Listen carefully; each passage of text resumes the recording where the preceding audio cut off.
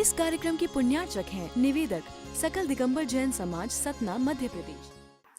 ओम नमः सिद्धेभ्यः। ओम नमः सिद्धेभ्यः। ओम नमः सिद्धेभ्यः। ओकारं बिन्दुसंयुक्तं नित्यं ध्यायन्ति योगिनः। कामदं मोक्षदं चैव ओंकाराय नमो नमः। अर्हमित्यक्षरं ब्रह्म वाचकं परमेष्ठिनः। सिद्धचक्रस्य सद्बीजं सर्वतः प्रणमाम्यहम्। अनंतानंत सिद्ध परमेष्ठी भगवान की, देवादिदेव आदिम तीर्थंकर श्री ऋषभनाथ भगवान की, वर्तमान शासन नायक श्री वर्धमान महावीर भगवान की, परम पूज्य आचार्य गुरुवर श्री विद्यासागर जी महाराज की। वैराग्य सद्गम इति ग्रंथम पुब्बदिनेषु सव्वे ही जीवे ही सुनिज्यमाणा तिष्ठन्ति तत् नवदीयगाहाय आयर्येण उत्तम कीलसि कियन्तवेलं शरीरवावीजत्थपै समयम् कालरहट्टगढ़िः सोसिज्जै जीवियं बोहम्।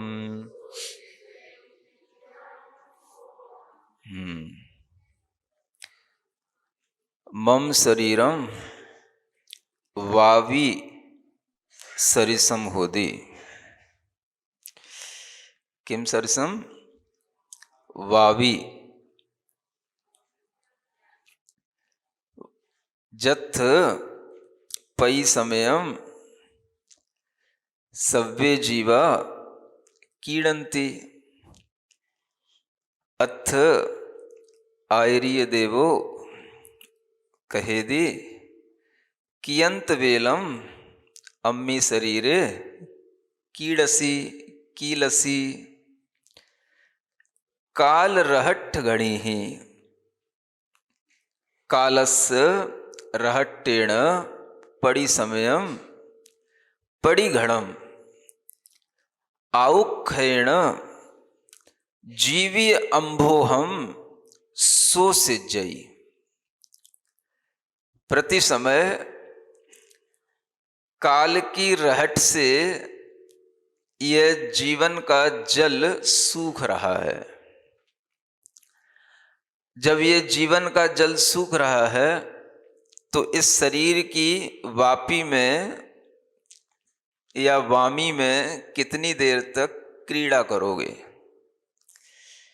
कितनी वेला मिलेगी, कितना समय मिलेगा जो इस शरीर में क्रीड़ा करके निकालोगे। क्योंकि यह शरीर तो प्रति समय काल की चक्र से, काल की रहट से घूम रहा है और इसमें जो जीवन आ रहा है वो सूखता जा रहा है। जीवन का जल इसमें आकर के गिरता जा रहा है, सूखता जा रहा है। जो हमारा जीवन है यह जल की तरह है और जल जब आता है तो वह ऊपर आने के बाद में जैसे रहट से नीचे गिर जाता है, ऐसे ही वह जल नीचे रहट से आकर के फिर वह कहीं भी चला जाता है, उसका कोई पता ठिकाना नहीं रहता।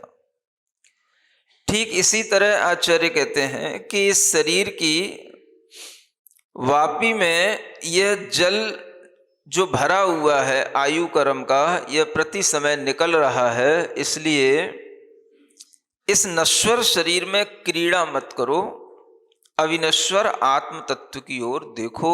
ये प्रकारांतर से यहां पर कहना है। शरीर में क्रीड़ा करने का एक उपक्रम मनुष्य का एक पुराना संस्कार है, और इस पुराने संस्कार के कारण से इस शरीर में इसकी रुचि, इस शरीर में इसको आनंद आना एक स्वाभाविक सा इसका भाव बन जाता है। आचार्य कहते हैं कि इस शरीर में क्रीड़ा करने का मतलब है कि हम अपने अविनश्वर समय को नश्वर में जोड़ रहे हैं। उन क्षणों को हम अपने समक्ष रखें जब हम ये देख सकते हैं कि हमारे सामने दोनों तरह की चीजें हैं। एक तरफ हमारे सामने अविनश्वर आत्म तत्व है और एक तरफ हमारे सामने यह नश्वर देह है। अब इसमें हमें किसको चूज करना चाहिए? खेलना तो जरूरी है, क्रीड़ा तो करना है ही है। बच्चे थे तब भी क्रीड़ा करते थे, बड़े हो गए तब भी क्रीड़ा कर रहे हैं, और बूढ़े हो जाएंगे तब भी क्रीड़ा तो करेंगे ही, क्योंकि बिना क्रीड़ा किए हुए, बिना खेले हुए किसी का मन लगता है नहीं। तो खेलना तो है। तो आचार्य कहते हैं कितनी देर तक इस शरीर में खेलोगे, कहाँ खेलना चाहिए? शरीर में खेलने के लिए क्यों यहाँ पर एक आश्चर्यजनक भाव व्यक्त किया जा रहा है कि आखिर आप इस शरीर में कितनी देर तक खेलोगे? यह जो आश्चर्य व्यक्त किया जा रहा है वो इसलिए किया जा रहा है कि जीवन कहीं और चल रहा है और आप क्रीड़ा कहीं और कर रहे हो। तो शरीर में क्रीड़ा करने वाले लोगों के लिए कहा जा रहा है कि शायद आपको पता नहीं कि खेलने की और भी अच्छी जगह थी। क्या अच्छी जगह हो सकती हैं? एक तरफ आपके सामने एक चिंतामणि के समान दिव्य रत्न है, और दूसरी तरफ एक ऐसा आंख के पिंड के समान जिसमें कोई सार नहीं है, ऐसा निस्सार आपके सामने एक पदार्थ है। सुन रहे हो? अब क्या करना है, किसको में आनंद लेना है? दो चीजें अगर आपके सामने रखी हो, एक तरफ चिंतामणि रत्न रखा हो और एक तरफ क्या हो, आंख के पिंड के समान केवल एक निस्सार सी वस्तु रखी हो। आंख पिंड जानते हो? आंख का फूल, आंख पिंड, ऐसे समझो कि जैसे कभी कोई खेतों से कुछ ये सफेद सफेद रंग के कुछ फूल से उड़ के आ जाते हैं, जो उड़ते रहते हैं, अपने वस्त्रों पे टिक जाते हैं, है ना? ऐसा कोई एक निस्सार सा फूल जिसको हम पकड़ भी नहीं पाते, पकड़ लें तो उसमें कोई सुगंध भी नहीं होती है, फिर भी वो फूल सा दिखाई देता है। और एक तरफ आपके सामने चिंतामणि दिव्य रत्न रखा हो। तो आचार्य पूछते हैं आप किस में रमोगे, किस में लगोगे? एक तरफ इदम चिंतामणि द्रव्यम इतः पिंड्याक खंडकम ध्यानेन चेदुवे लभ्ये क्वाद्रियंताम विवेकिन। उनसे पूछा जा रहा है जो विवेकी हैं। विवेकी किसमें आदर करेंगे? आदर किसमें करेंगे? किससे खेलेंगे? क्योंकि जिसमें हम खेलेंगे उसी में हमारा आदर होगा, और वह आदर भाव हमारा अगर पिंड के उस आंख खंड में हो रहा है, अगर हमारा उस निस्सार पदार्थ में हो रहा है तो ये भी ध्यान से होगा, और अगर हमारा आदर दिव्य रत्न में हो रहा है तो वो भी ध्यान से होगा। ध्यान से दोनों चीजें मिलेंगी। क्या चाहिए आपको? अगर रत्न की और उस निस्सार फूल की बात कही जाएगी तो आप निश्चित रूप से रत्न को ही चूज करेंगे, क्योंकि आप विवेकी हैं। ऐसा मान के मैं चल रहा हूं, मान सकता हूं। आप विवेकी हैं, और विवेकी लोगों के लिए ही कहा जा रहा है कि विवेकी पुरुष किसमें आदर करेगा, तो आचार्य स्वयं प्रश्न करके छोड़ देते हैं। तो निश्चित रूप से जो विवेकवान पुरुष होगा वो आदर करेगा दिव्य रत्न में। उसी तरह से आचार्य वहां प्रकारांतर से कहना चाहते हैं कि अगर हमारे सामने यह शरीर है तो यह शरीर कैसा है, ये उस आग पिंड की तरह है, और हमारा आत्म तत्व है वो कैसा है, वो चिंतामणि दिव्य रत्न की तरह है। अब इसमें अगर जो विवेकवान पुरुष होगा तो वो किसमें आदर करे, इसके लिए आचार्यों ने कह करके छोड़ दिया, और वह आदर करने से ही आपके लिए वो क्रीड़ा का भाव बनेगा। जिसमें आप आदर करोगे उसी में आपकी क्रीड़ा होगी। अब आप सोचोगे कि अपनी आत्मा में हम क्या क्रीड़ा कर पाएंगे, तो आत्मा में बहुत अच्छी क्रीड़ा होती है। आत्मा में क्रीड़ा करने का जो सुख है, आनंद है, वो कुछ अद्भुत ही होता है। और जैसे कोई एक नया खेल जो हमने कभी अपने पुराने जीवनों में भी कभी ना खेला हो, अगर वो नया खेल अगर हमें कोई खेलने की इच्छा हो तो वो एक ही जगह पर मिलेगा। कहां मिलेगा? उसे अपने आप में खेलना, अपनी आत्मा में खेलना। इस आत्मा में क्रीड़ा करने के लिए आचार्यों ने कहा कि अगर आप एक बार भी कौतुकवश भी इसमें क्रीड़ा करना शुरू कर दोगे तो आपको इतना मजा आएगा, इतना सुख मिलेगा कि आपको इस क्रीड़ा में ही रमना हो जाएगा। एक बार कौतुकवश भी अगर इस तरह की क्रीड़ा शुरू कर दो कि आखिर देखें तो इस आत्मा में है क्या, बहुत बातें सुनते हैं आत्मा की, एक बार इसमें लग के तो देखें, एक बार इसमें क्रीड़ा करके तो देखें। तो जब आपके मन में इस तरीके का विचार आएगा तो वह क्रीड़ा आपकी आप में होने लगेगी। तो यह क्रीड़ा ही चैतन्य क्रीड़ा कहलाती है, चिद विलास कहा जाता है। चेतना का एक विलास है, चेतना का भी एक वैभव है, चेतना में भी रुकने का, रहने का एक आनंद है। और उस चेतना में क्रीड़ा करना माने शाश्वत तत्व में रमना। किसमें रमना? शाश्वत तत्व में, जो क्षणभंगुर है, नश्वर है, वो हमारे मृत्यु के उपरांत छूट जाएगा। क्योंकि आयु हर समय घटती है, जीवन भीतर से सूख रहा है। कितनी देर तक इस शरीर की वापी में रह करके इसमें क्रीड़ा की जाएगी, और ये क्रीड़ा आपके लिए कोई आनंद नहीं देगी, ये सिर्फ आपके अंदर एक तृष्णा पैदा करेगी। संतोष मिलेगा, सुख मिलेगा, वास्तविक रूप से तृप्ति मिलेगी, तो कहां मिलेगी? आत्म क्रीड़ा में, चैतन्य क्रीड़ा में, अपने चिद विलास में रमने में जो आनंद और तृप्ति मिलती है, वह तृप्ति इस जीव को कभी भी अपने शरीरों में रमण करने से मिली नहीं है। ये तो आप इस वैराग्य शतक में पिछले कई दिनों से सुन चुके हैं कि ऐसे शरीर हमने हर गतियों में अनेक बार धारण किए हैं। और जब शरीर धारण किए हैं तो हमने क्या किया है? शरीर में ही तो रमण किया है। शरीर को ही तो अपना मान करके शरीर के ही सुख में तो हमने अपना सुख माना है, और शरीर के ही सुख को अपना मान करके हमने कभी आत्मा का सुख होता है, चेतना का सुख होता है, उसको कभी सुख माना ही नहीं है। बस यही भूल है।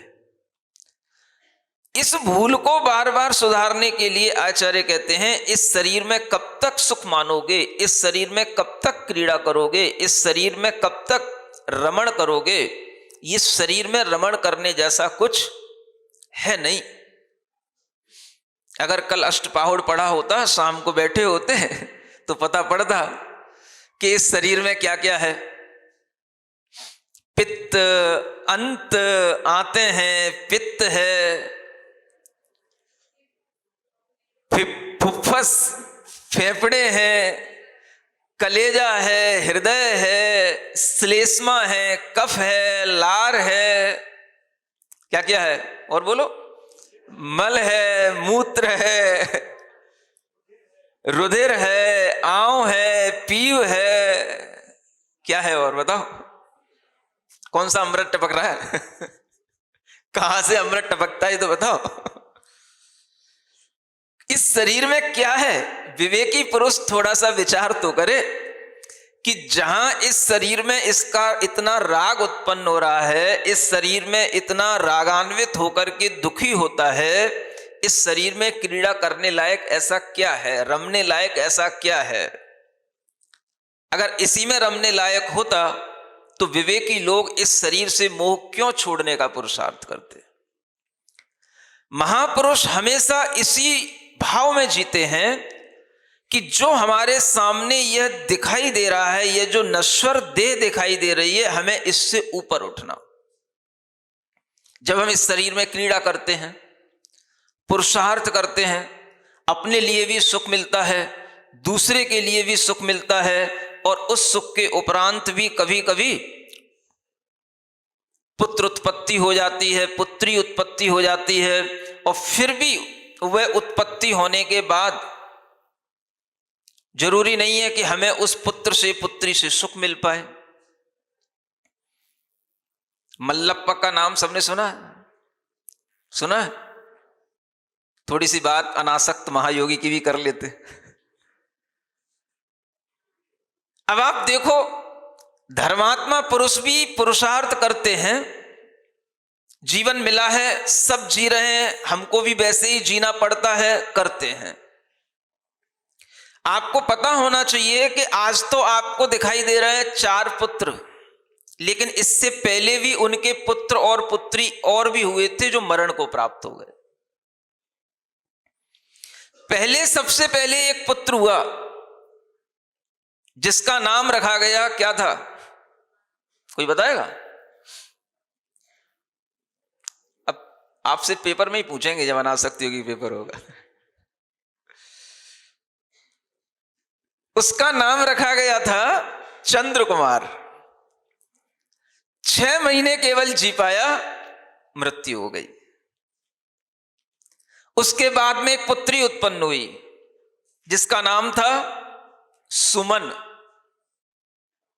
सुन रहे हो? उसके बाद महावीर उत्पन्न हुए, उसके बाद विद्याधर उत्पन्न हुए, और वह सुमन बेटी भी उन दोनों भाइयों के साथ में खेली, बड़ी हुई, 6 वर्ष तक जी, और 6 वर्ष के बाद में कोई उसे ऐसी असाध्य बीमारी हो गई कि वह 6 वर्ष के बाद उसकी भी मृत्यु हो गई। अब आप सोचो, जहां बेटे की मृत्यु हो गई, बेटियों की मृत्यु हो गई, आगे जो बेटे हैं उनका पालन पोषण करने में कितना भय उत्पन्न होगा, और ऐसे भय के बीच में इन पुत्रों का पालन पोषण हुआ। जब ये भय आता है तो ये बात निश्चित है कि मनुष्य भाव में हमें तभी समझ आता है कि दुर्लभता क्या है। मनुष्य भाव में क्या दुर्लभ है?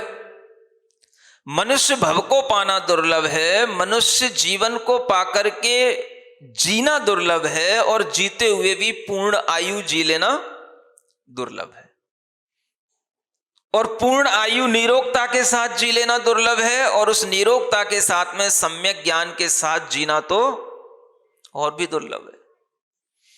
अब ये दुर्लभता है। अब इन दुर्लभताओं के बीच में यह आदमी शरीर में रमता है, जीव अपने आप में नहीं रमता, शरीर में रमता है, और जब इस जीव का शरीर में रमण होता है तो इसके अंदर हमेशा तृष्णा बढ़ती ही रहती। आचार्य कहते हैं, अगर एक बार आप इस शरीर से हटकर के अपनी आत्मा में रमण करने की एक छोटी सी भी एक चेष्टा कर लो, कभी भी कर लो, भूल के भी कर लो, तो आपको उसमें एक लगन लग सकती है, उसमें आपके लिए एक सुख मिल सकता है, और उसी सुख से आपको तृप्ति होगी, और किसी चीज से तृप्ति नहीं होगी। यह सुख कहां मिलेगा? तो कहीं बाहर खोजने से नहीं मिलेगा, यह सुख अपने भीतर मिलेगा। अप्पा अप्पम्मी रहो। आत्मा अपनी आत्मा में रमण तो करे, और वो रमण करने की विधि बताने के लिए ही हमारे सामने अरिहंत भगवान आ जाते हैं, सिद्ध भगवान आ जाते हैं। हम उन अरिहंत और सिद्धों का स्मरण करते करते अगर हम अपनी आत्मा में ठहरने लग जाते हैं तो अरिहंतों का भजन करना भी सार्थक हो जाता है। अरिहंतों का भजन तभी सार्थक है। केवल बाहर बाहर हम केवल रहते रह जाएं और बाहर से ही केवल ध्यान करते रह जाएं तो भजन सार्थक नहीं है। भजन करते करते हमें अपनी अंतरंग आत्मा में रमण करने का भाव उत्पन्न हो जाए। ये अरिहंत भगवान की सबसे बड़ी पूजा है, ये अरिहंत भगवान का सबसे बड़ा भजन है। अब उसमें रमण करने के में आपको रस आना चाहिए, और वो रस मिलेगा तो कैसे मिलेगा? वह रस आपको उस चेतना के भावों में जो उसका वैभव है, उस चेतना की जो शाश्वत सत्ता है, उस चेतना के जो ज्ञान आदि गुणों का जो उस चेतना में शक्तियां हैं, उन शक्तियों की तरफ अपने को उन्मुख करने पर उस वैभव का रस आ सकता है, और वही शाश्वत रस होगा। अब जिसको रस की आदत लगी है दूसरी चीजों में रस लेने की, तो उसे अपनी आत्मा में रस आता नहीं है। और आत्मा में रस अगर कहीं आपने पढ़ लिया है कि आत्मा कैसी है, तो आपने पढ़ लिया द्रव्य संग्रह में, वंड रस पंचगंधा दो फासा अट्ठ निश्चया जीवे नो संति। नो संति नहीं होते हैं। क्या क्या नहीं होते हैं? पंचवंडा,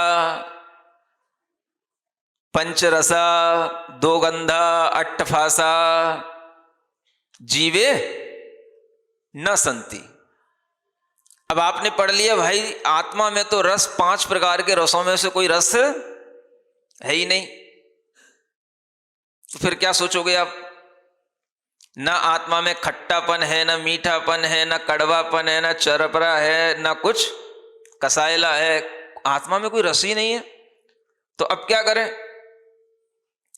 अब जब आत्मा में रस नहीं है तो फिर अब रस किस में मिलेगा? तो आपके अंदर ये विचार जब आएगा कि आत्मा में रस नहीं है, तो कौन सा रस नहीं है? ये खट्टा मीठा कड़वा ये रस नहीं है। अब इन रसों के अलावा भी कोई रस होता है कि नहीं होता है?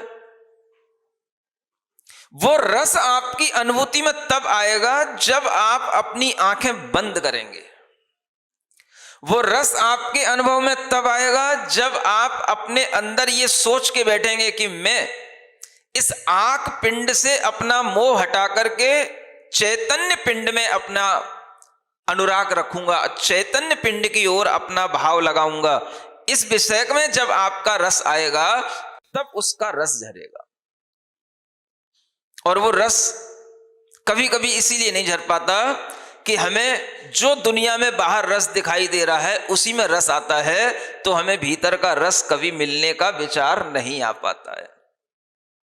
आप देखो यहां पर एक महिला बैठी है, बारामती से आई वो, महाराष्ट्र से।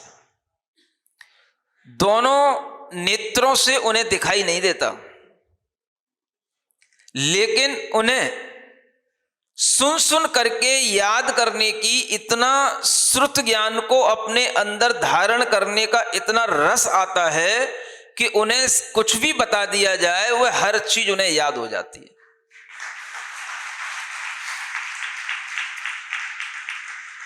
पिछली बार भी वो आई थी शिविर में।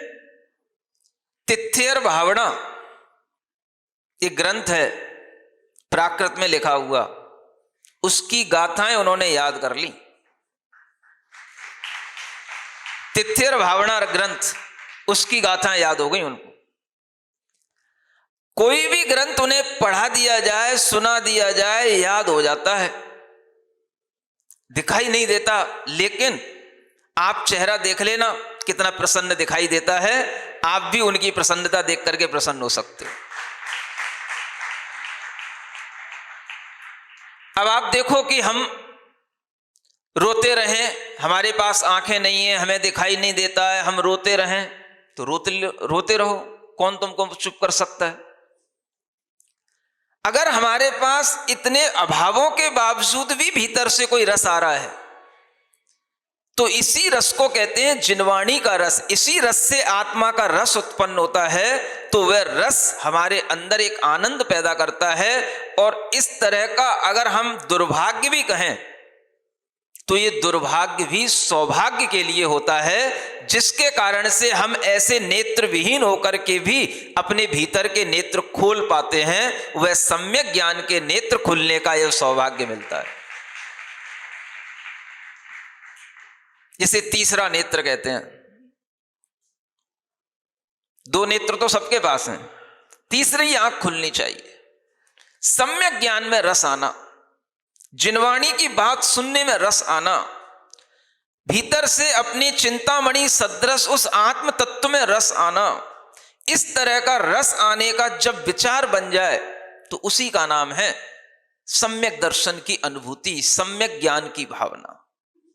इसके अलावा और कुछ नहीं होता, और कोई काम में लगना ही नहीं, सब काम हो चुके, बेटे हैं, बेटियां हैं, सब हो गया।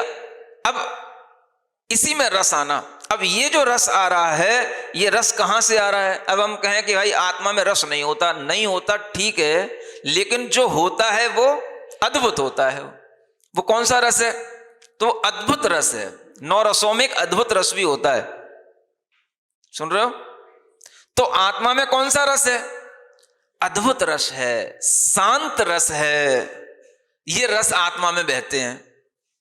इसलिए भगवान का भजन करते करते भी ये भावना आनी चाहिए कि हमें भले ही आत्मा रस विहीन है, लेकिन हमारे अंदर तो रस, अद्भुत रस, शांत रस जरूर बहता है और बहना चाहिए। वो लाइनें आपने पढ़ी होंगी,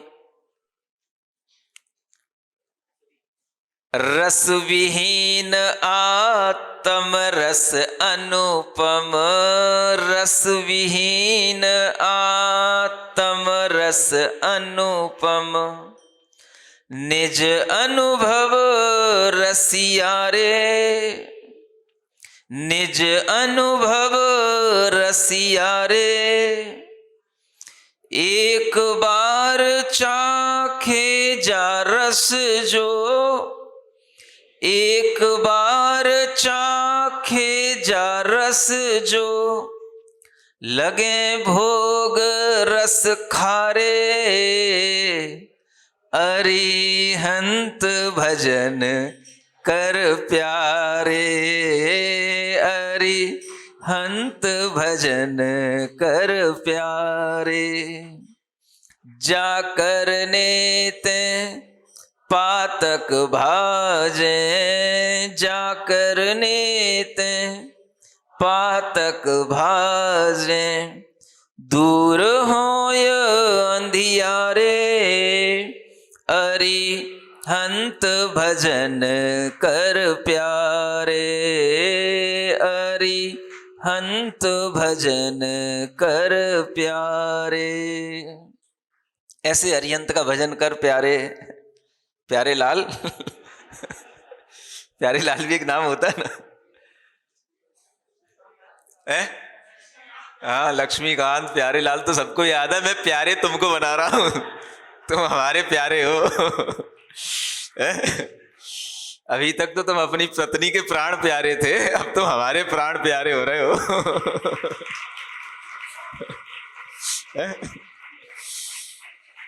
तो हमारे प्यारे बनो, तो धीरे धीरे तुम्हें अरिहंतों का भी प्यार मिलेगा और धीरे धीरे अपनी आत्मा का भी प्यार करने का भाव आएगा।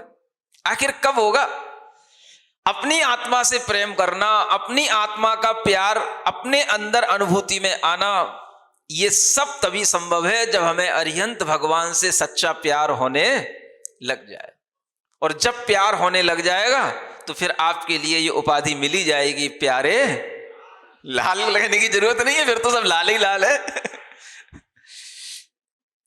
लाल ही लाल है फिर तो सब। बस एक बार ऐसा भाव मन में आ जाए कि हाँ, इस शरीर के लिए जो हमारा इतना अनुराग रहता है, इसका शतांश भी हमारा अपनी आत्मा की ओर लगने लगे तो फिर हमें दुनिया के सब रस बेरस लगने लगे भोग रस खारे, अरिहंत भजन कर प्यारे। ये भाव खारेपन का अनुभूति के साथ जुड़े।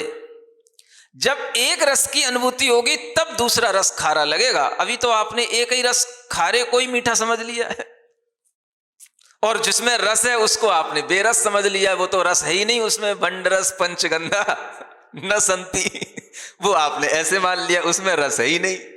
तो ये एक बहुत बड़ी गलती हो चुकी है, और इस गलती को सुधारने के लिए ही ये सब ज्ञान के अभ्यास, शास्त्र के अभ्यास, प्राकृत के अभ्यास, संस्कृत के अभ्यास चल रहे हैं। समझ आ रहा है? वैराग्य शतक भी आप सुन रहे हो, पढ़ रहे हो। पिछले 2 दिनों में यहाँ पर जाने कहां से कितने दूर दूर से भी लोग आ गए, और इन सब लोगों ने अष्टपाहुड़ ग्रंथ की कुछ चयनित 50 गाथाओं का अध्ययन कर लिया। आचार्य कुंद देव के उस अष्टपाहुड़ ग्रंथ की 50 गाथाओं को याद भी कर लिया, और आज उसकी परीक्षा भी दे ली, और 2 दिन में उन्होंने उन श्रुत ज्ञान का वह रस ले लिया है। और तो आज उन लोगों ने उस रसानुभूति के साथ में यहां पर परीक्षा दे ली, और उस परीक्षा का परिणाम भी आज दोपहर में घोषित हो जाएगा। अब आप सोचो कि इन लोगों को इसमें कितना रस आ रहा है, प्राकृत भाषा के ग्रंथ पढ़ने में, प्राकृत भाषा को सीखने में, कि ये अपने घर से दूर दूर से आकर के 3-3 दिन तक यहाँ रुक करके और ये परीक्षा दे रहे हैं। आज इन्होंने इतना अपना मन बनाया है कि ये दोपहर में भी उस परीक्षा को घोषित तो करेंगे ही। इन रेवाड़ी के लोगों को देखते हैं तो हम सोचते हैं कि कहाँ से ये शुरू हुए थे, आज ये कितने बड़े हो गए। जब रेवाड़ी में चतुर्मास था तब तो कुछ भी नहीं था, ABCD भी शुरू नहीं हुई थी, और आज ये इतने बड़े हो गए हैं कि उन्हें ये मंच छोटा दिख रहा है। समझ आ रहा है? मतलब इतने प्रोग्राम हैं इनके पास में दिखाने के लिए, बताने के लिए आपको कि आपके पास भले ही समय ना हो, लेकिन इनके पास समय है। ये अपना समय निकाल करके आए हैं, और इन्हें अपेक्षा नहीं है कि सतना के लोग हमारे इस प्रोग्राम में देखने आएंगे कि नहीं आएंगे। ये अपनी भीड़ भी अपने साथ में लेकर के आए हैं। तो मैं तो बस 12 बजे खा पी करके नींद ले लेना, तुम तो अपने सोते रहना, ठीक है ना? तो तुम्हें ऐसा कुछ कहने की जरूरत ही नहीं है। अब इतना प्रोग्राम ये लेकर के आए हैं कि अपने ही लोग, अपना प्रोग्राम, अपना सारा सिस्टम सब इनके साथ में है, और आज इनको दोपहर में कार्यक्रम करने का मन यहां से नहीं हुआ। कहां से हुआ? हाँ, जहां से 10 लक्षण पर्व मनाया गया था वहां से हुआ है, और वहीं पर होगा आज दोपहर का कार्यक्रम, ठीक है ना? सतना वालों को तो कुछ सुनना है, देखना है क्या होता है, क्या प्लानिंग है, क्या प्रोग्रामिंग है। अगर हम जानने की कोशिश करें तो हमारे लिए भी बहुत कुछ फायदा मिलेगा और मिल सकता है।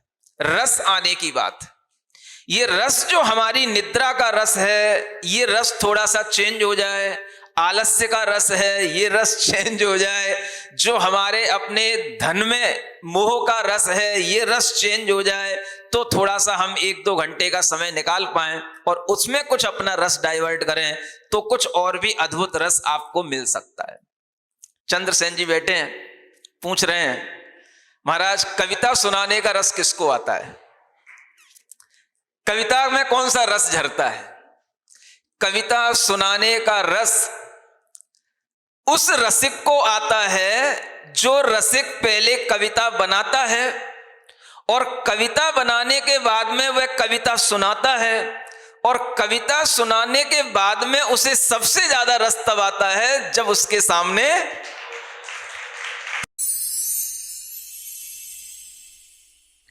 सिरिजिण वाणी जग कल्याणी जग जन मदतम मोहरी जनमण हारी गढ़हर हारी जन्म जरा भव रोग हरि तिथियराणम दिव्यझुणिम जो पढ़ई सुणई मय्ये धारई णाणं सौखमणन्तं धर्य सासद मोक्ष पदं पावै सासद मोक्ष पदं पावै।